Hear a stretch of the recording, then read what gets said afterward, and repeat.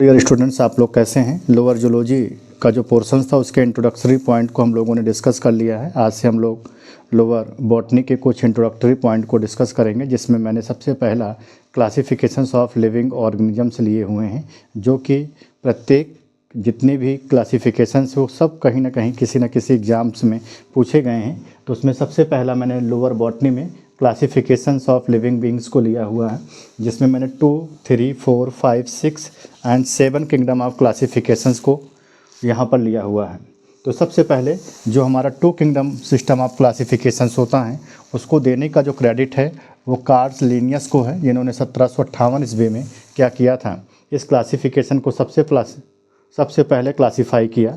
और Karl Linnaeus को ही father of classifications का क्रेडिट भी मिला। और इन्होंने जिसको सबसे पहले क्लासीफाई किया था उसमें हमारा क्या था, प्लांट और एनिमल्स था। इट मीन्स जो 2 किंगडम ऑफ क्लासिफिकेशंस है उसमें हमारे प्लांट और क्या आते हैं, एनिमल्स आते हैं। उसके बाद है हमारा 3 किंगडम सिस्टम ऑफ क्लासिफिकेशन। इस 3 किंगडम ऑफ क्लासिफिकेशन को देने का जो क्रेडिट है वो अर्नेस्ट हेकल को है।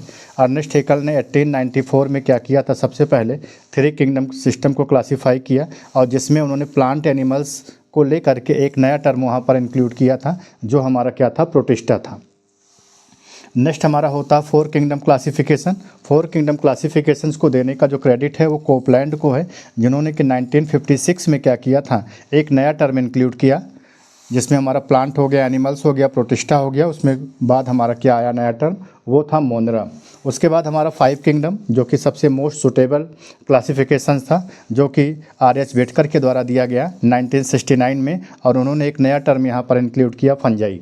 तो 5 हमारी चीज़ें यहाँ पर हो गई। उसके बाद 6 किंगडम क्लासिफिकेशन से, जो कि आपका PGT 2021 में पूछा गया था, इसको देने का जो क्रेडिट है वो कार्ल हूज को है 1977 में, जिन्होंने एक नया टर्म इंक्लूड किया था, यू बैक्टीरिया।